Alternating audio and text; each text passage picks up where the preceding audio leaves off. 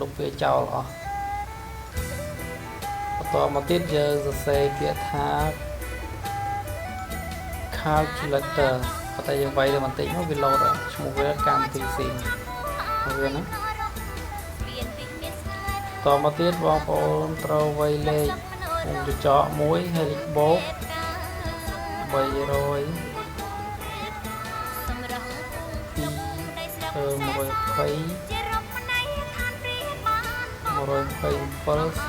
32 បូក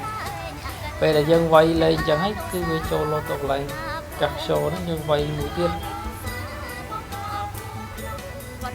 កាយទៅជ្រុះ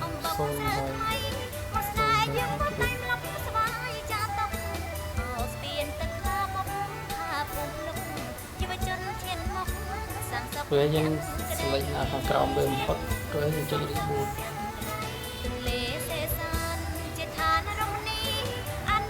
ចុច reboot វាចាំពេកសិនតមកទៀតយើងត្រូវបើកនៅកម្មវិធីដែលយើងបានដោនមកគឺ SOP tool យើងចុចចម្លើងអាហ្នឹងចុចបើកអាហ្នឹងទៅវាដាច់មកពេលយើងចុចទៅវាដាច់ហើយ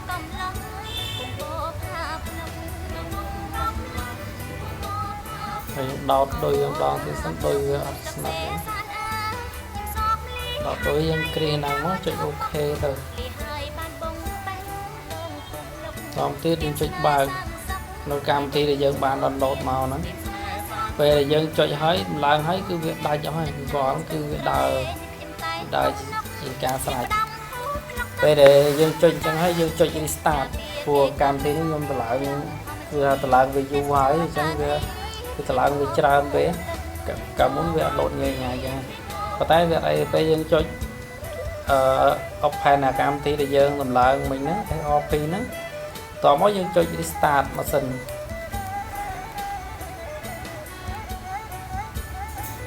បើ restart ទៅវាដើរយូរអាហ្នឹងយើង restart វា2 ដង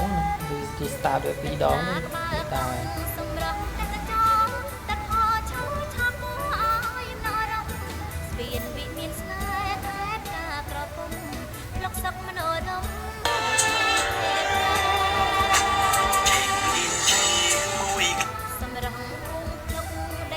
ពេលនេះយើង restart វាម្ដងទៀត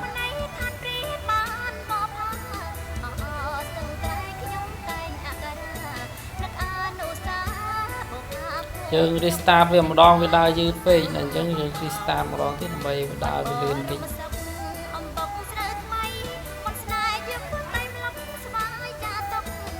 ហើយកុំភ្លេចជួយ Subscribe នៅ Channel របស់យើងខ្ញុំផងដើម្បីទទួលបាននូវវីដេអូថ្មីៗ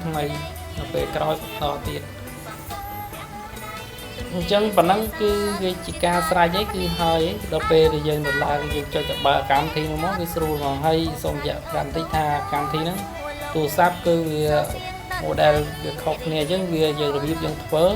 គឺវាស្រដៀងគ្នាទេប៉ុន្តែយើងធ្វើសំខាន់ឲ្យបានចូលទៅក្នុង Google account ហើយយើងចុចបើកនៅកម្មវិធីមិញហ្នឹងចុចបើកទៅគឺវានឹងដាច់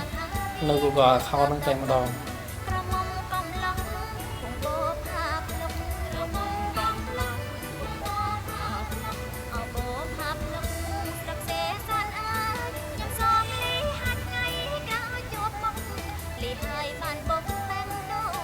បងប្អូនកុំភ្លេចជួយ Subscribe និង Like Share នៅវីដេអូរបស់ខ្ញុំផងនឹងមានវីដេអូថ្មីៗនៅពេលក្រោយជាបន្តទៀតនេះគឺជាការដោះ Samsung ទូរស័ព្ទ Samsung Note ហើយ version SOP tool យើងបុកបាន version 7យើងដាក់ version 6ក៏អាចដាក់បានដែរបើ version 7គឺមាន version 6មាន tool ផ្សេងទៀត version 8គឺធ្វើវាផ្សេងទៀតអញ្ចឹងការដោះហ្នឹងគឺតាមដំណាក់កាលតាមចំនួនរបស់ទូរស័ព្ទសូមអរគុណ